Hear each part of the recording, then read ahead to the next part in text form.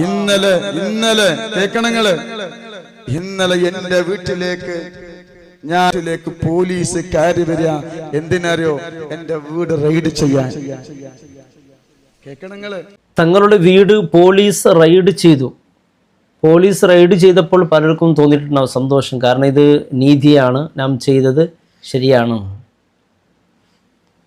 നമുക്ക് തങ്ങളുടെ ഈ പരിപൂർണമായ തങ്ങളുടെ വീട്ടിൽ സംഭവിച്ച കാര്യങ്ങളെക്കുറിച്ചൊക്കെ തങ്ങൾ പറയുന്നുണ്ട്. അതിൻ്റെ പരിപൂർണമായ ആ വീഡിയോ കേൾക്കണം. അതിനെ ഞാൻ ഇതിൽ ഉൾപ്പെടുത്തുന്നുണ്ട്. അതിൻ്റെ മുമ്പ് ചില കാര്യങ്ങൾ പറയുന്നുണ്ട്. ഇപ്പോൾ പോലീസ് വന്ന് റെയ്ഡ് ചെയ്തപ്പോൾ ഈ കാര്യങ്ങളൊക്കെ അറിഞ്ഞപ്പോൾ ആ റെയ്ഡ് ചെയ്യാനൊരു കാരണക്കാരായ ആൾക്കാരുണ്ടാവുമല്ലോ, അവർക്കൊക്കെ വലിയ സന്തോഷം ഉണ്ടാവും. നാം ഇത് ചെയ്തത് നീതിയാണ്, അങ്ങനെ പല മനസ്സിനൊരു കാരണം എന്തോ ഒന്ന് ജയിച്ചതുപോലെ ഞാൻ മനസ്സിലാക്കേണ്ട ഒരു കാര്യമുണ്ട്. അപ്പോൾ തങ്ങളെ ന്യായീകരിച്ചു കൊണ്ട് ഒന്നും പറയുന്നതല്ല. പരിശുദ്ധ ഇസ്ലാം ന്യായം മാത്രമല്ല പഠിപ്പിക്കുന്നത്, കരുണയും സൗമ്യവുമൊക്കെ പഠിപ്പിക്കുന്നുണ്ട്. പെട്ടെന്ന് ഒരാളോട് എന്തെങ്കിലും ഒരു പ്രവൃത്തി ഇഷ്ടപ്പെടാത്തതോ എന്തെങ്കിലും ഒന്ന് സംഭവിച്ചു എന്ന് വിചാരിക്കും. ആ സമയത്ത് ഉടനെ പോലീസ് കേസ് ഇത്തരത്തിലുള്ള കാര്യങ്ങളിൽ മുന്നോട്ട് പോകുന്ന ആളുകൾ ചിന്തിക്കേണ്ട ഒരു കാര്യമുണ്ട്. സ്വഹീഹ് ബുഖാരിലൊരു ഹദീസുണ്ട്, അതുപോലെ സ്വഹീഹ് മുസ്ലിമിലും ഈ ഒരു ഹദീസുണ്ട്. ഇന്നല്ലാഹ റഫീഖുൻ യുഹിബ്ബുർ റിഫ്ഖ ഫിൽ അംരി കുല്ലിഹി. അള്ളാഹു സൗമ്യമുള്ളവനാണ്, റഫീഖാണ് അള്ളാഹു. യുഹിബ്ബുർ റിഫ്ഖ, അവൻ സൗമ്യത ഇഷ്ടപ്പെടുന്നവനാണ്. ഫിൽ അംരി കുല്ലിഹി, എല്ലാ കാര്യത്തിലും സൗമ്യതയാണ് ഏറ്റവും പ്രധാനപ്പെട്ടത്. ചെറിയ വിഷയമാകുമ്പോൾ അതിനെ വലിയൊരു വിഷയമാക്കിയിട്ട് പോലീസ് കേസ് എന്ന് പറഞ്ഞ് ഭയങ്കരമായ ഒരു സംഭവമാക്കുന്നവർക്ക് ശ്രദ്ധിക്കണം.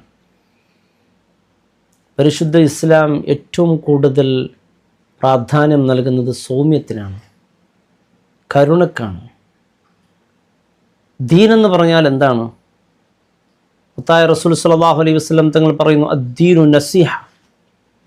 ദീനെന്ന് പറഞ്ഞാൽ ഉപദേശമാണ്. നമുക്കൊരു എന്തെങ്കിലും ഒരു പ്രവൃത്തി, ചിലപ്പോൾ അയാൾ എന്തെങ്കിലും ഒന്ന് ചെയ്തു എന്ന് വിചാരിക്കാം, അയാൾ ചെയ്ത ഒരുപാട് നന്മകൾ ഉണ്ടാകും ആ കൂട്ടത്തിൽ. നാം ഈ ഒരു വിഷയത്തെ മാത്രമല്ല, എല്ലാ വിഷയവും നാം നോക്കണം. ചെറിയ ഒരു വിഷയമാകുമ്പോഴേക്കും അതിന് വലിയ ഒരു ഫിത്നയായി ആ നാട്ടിലാകെ കുഴപ്പാക്കി, ഒന്നും ചിലപ്പോൾ ആയിട്ടുണ്ടാവില്ല, വലിയ വിഷയമാക്കുന്ന. അങ്ങനെ വിഷയമാക്കിയ ആളുകൾ ഞാനാണ് കണ്ടത്, ഞാനാണ് പറഞ്ഞത്, ഞാനാണ് ചെയ്തത്, ഞാനാണ് എല്ലാം ആക്കിയത്, അങ്ങനെ ഒരു രീതിയിൽ എന്തോ ഒരു കാര്യം നേടിയതുപോലെ. ഇത് അള്ളാഹ്ക്ക് വലിയ ഇഷ്ടമുള്ള കാര്യമൊന്നുമല്ല. നമുക്കൊക്കെ വലിയ സന്തോഷമാണ് കേൾക്കാനും ആ ചെയ്തവനെ അഭിനന്ദിക്കാനും അവൻ്റെ കൂടെ നിൽക്കാനൊക്കെ. വിശുദ്ധ റസൂൽ സ്വഹീഹ് ബുഖാരിൽ മറ്റൊരു ഹദീസിൽ പറയുന്നുണ്ട്, യസ്സിറു, എളുപ്പം, ജനങ്ങളോട് എളുപ്പം ചെയ്യുക. വല തുഅസ്സിറു, കഠിനമായ രീതിയിൽ പ്രവർത്തിക്കരുത്, പെരുമാറരുത്, ആർക്കും ഒരു ബുദ്ധിമുട്ടാക്കരുത്. ബഷിറു, ജനങ്ങൾക്ക് കൂടുന്നത്ര സന്തോഷ വാർത്ത നൽകണം, അവർക്ക് സന്തോഷം നൽകും. വല തുനഫിറു, അവർ ആട്ടി ഓടിക്കരുത്. ഒരാളുടെ ഭാഗത്ത് ഒരു തിന്മ ചെയ്താൽ ഉടനെ തങ്ങളുടെ ഭാഗത്ത് തിന്മ ചെയ്തു എന്നല്ല ഞാൻ പറയുന്നത്.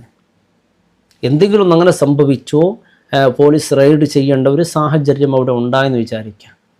അതിനെന്തെല്ലാം മാർഗങ്ങളുണ്ട്? മുത്തായ റസൂൽ പഠിപ്പിച്ച, ഹദീസിലൂടെ പഠിപ്പിച്ച, ഹബീബ് സല്ലല്ലാഹു അലൈഹി വസല്ലം തങ്ങളുടെ ജീവിതത്തിൽ പഠിപ്പിക്കുക മാത്രമല്ല, പ്രവർത്തിച്ച് കാണിക്കുകയും ചെയ്തിട്ടുണ്ട്, അല്ലേ? റസൂലിൻ്റെ ആ സൗമ്യത എത്രത്തോളം അത്ഭുതമാണ്. അതെന്തിനാണ് ഈ ചരിത്ര ഗ്രന്ഥങ്ങളിലൊക്കെ രേഖപ്പെടുത്തുന്നത്, ഹദീസുകളിലൊക്കെ? മറ്റുള്ളവർക്ക് ഉപദേശം പറയാനാണോ? അല്ലല്ലോ, അത് നമ്മുടെ ജീവിതത്തിൽ പ്രാവർത്തികമാക്കാനല്ലേ.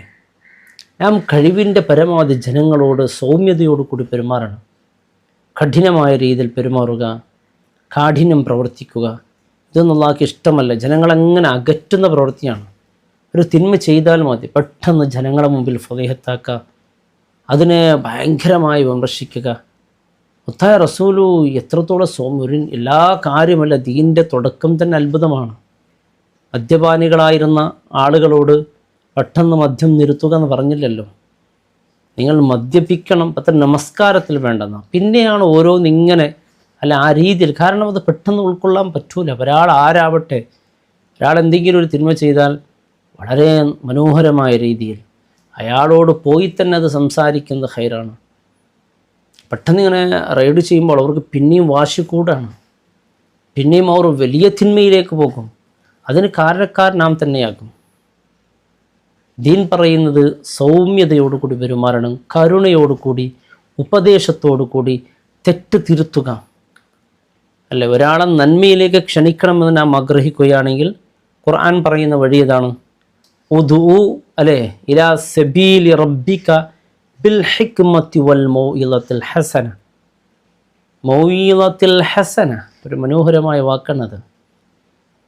അള്ളാഹുവിൻ്റെ നിൻ്റെ റബ്ബിലേക്ക് ക്ഷണിക്കുമ്പോൾ ഹിക്മത്തോടെ അല്ലേ. ഫിറഔന് ചെയ്ത പോലത്തെ പ്രവൃത്തിയൊന്നും തങ്ങൾ ചെയ്തിട്ടുണ്ടാവില്ലല്ലോ അല്ലേ. അല്ല റബ്ബുക്കുമുൽ അല എന്ന് പറഞ്ഞ ആളുകളൊക്കെ അവരോടൊക്കെ പ്രവാചകന്മാരോട് ഖൗലൻ ലയ്യിനായ വാക്കുകളെ കൊണ്ട് മാത്രം പെരുമാറണമെന്നാണ്.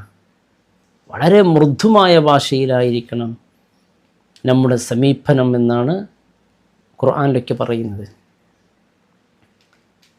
ആ രീതികളെല്ലാം ഉപേക്ഷിച്ച് നാട്ടിലും അങ്ങനെ തന്നെയാണ്. ഒരു വിഷയമായാലോ എന്തെങ്കിലും ഒരു വിഷയം നടന്നാലോ ആ ഒരു വിഷയത്തെ എത്രത്തോളം കഠിനമാക്കാൻ പറ്റുമോ അത്രത്തോളം കാഠിന്യമാക്കി ആ മനുഷ്യന് ഒന്നുമല്ലാത്തൊരു രീതിയിൽ ഒരു മനുഷ്യൻ്റെ പ്രവൃത്തി എതിർക്കുന്നതിന് പകരം ആ വ്യക്തിയെ തന്നെ ഒരു മോശമായ രീതിയിൽ മനുഷ്യർ എന്ന് പറയുന്നാൽ അവൻ്റെ ഹൃദയത്തിൻ്റെ പേര് ഖൽബ് എന്നല്ലേ ഖുർആൻ പറയുന്നത്. ഖൽബ് എന്ന് പറഞ്ഞാൽ അത് മാറിക്കൊണ്ടിരിക്കുന്ന ഒരു വസ്തുവാണ്. എപ്പോഴും മനുഷ്യന് ഒരു സെക്കൻഡ് മതി മനുഷ്യൻ നന്നാകാൻ. പെട്ടെന്നൊരു തീരുമാനം എടുത്ത് അല്ലാഹ് ചെയ്തത് തെറ്റായിപ്പോയി റബ്ബേ മാഫ് നൽകണമെന്ന് കരഞ്ഞ് പ്രാർത്ഥിച്ച് നന്നായാൽ ചിലപ്പോൾ അയാൾ വലിയായി മാറും. ഈ പരിഹസിച്ച നാമൊക്കെ എൻ്റെ പ്രിയപ്പെട്ടവർ അള്ളാഹുവിന് മുന്നിൽ ഒന്നുമല്ലാതെയായി മാറും. അതുകൊണ്ട് കഴിവിൻ്റെ പരമാവധി അള്ളാഹ്ക്ക് ഇഷ്ടം ഇന്നല്ലാഹ റഫീഖുൻ, അള്ളാഹു തന്നെ സൗമ്യമുള്ളവനാണ്. യുഹിബ്ബുർ റിഫ്ഖ, അവൻ റിഫ്ഖിനെ ഇഷ്ടപ്പെടുന്നവനാണ്. എല്ലാ കാര്യത്തിലും നമുക്ക് റിഫ്ഖ് ഇഷ്ടമാണ്. അത് ഈ കാര്യം മറ്റു കാര്യമൊന്നുമില്ല, എല്ലാ കാര്യത്തിലും റിഫ്ഖാണ്. ശിക്ഷയെക്കുറിച്ചല്ല ഇവിടേക്ക് പറയുന്നത്, ഉപദേശത്തെക്കുറിച്ചും സൗമ്യതയോടു കൂടി പെരുമാറുന്നതിനെക്കുറിച്ചാണ് പറയുന്നത്. ആദ്യം നമുക്ക് ഈ വിഷയത്തെക്കുറിച്ചൊന്ന് സംസാരിക്കാം, നമുക്കൊരു ഉപദേശം നൽകാം, ഒരു മുന്നറിയിപ്പ് നൽകാം. ഇങ്ങനെയൊക്കെ ചെയ്തുകൊണ്ടായിരിക്കണം നമ്മുടെ പ്രവൃത്തിയൊക്കെ. മുത്തായ റസൂൽ സ്വല്ലല്ലാഹു അലൈഹി വസല്ലം തങ്ങൾ പഠിപ്പിച്ച സൗമ്യത, നസീഹത്ത് എന്ന് പറയുന്ന വളരെ ഗൗരവമുള്ള ഈ പാഠങ്ങൾ എൻ്റെ പ്രിയപ്പെട്ടവരെ നമ്മുടെ ന്യായീകരിക്കുന്ന സമയത്ത് വല്ല ന്യായം പറയുന്ന സമയത്ത് ഇതൊക്കെ മറന്നു പോകരുത്. ഇത് നഷ്ടപ്പെടുന്ന രീതിയിൽ ആകരുത്. നമ്മുടെ ചില സമീപനങ്ങൾ അങ്ങനെയായി മാറുന്നുണ്ട്.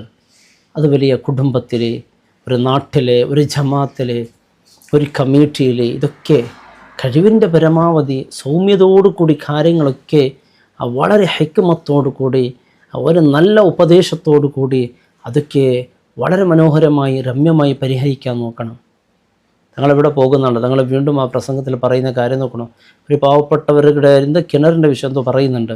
ആ ഒരു കാര്യത്തിന് ഇങ്ങനെ ഒരു നന്മയ്ക്ക് പുറപ്പെടുമ്പോഴാണ് പോലീസ് വന്ന് റെയ്ഡ് ചെയ്യുന്ന ഒരു സംഭവം തങ്ങൾ പറയുന്നത്. അത് ഒരു നല്ല കാര്യമല്ലേ? അതിനെക്കുറിച്ചൊക്കെ നാം പരിഗണിച്ചു കൊടുക്കണ്ടേ? തങ്ങളുടെ ഉപദേശം ഒന്ന് കേട്ടു നോക്ക്.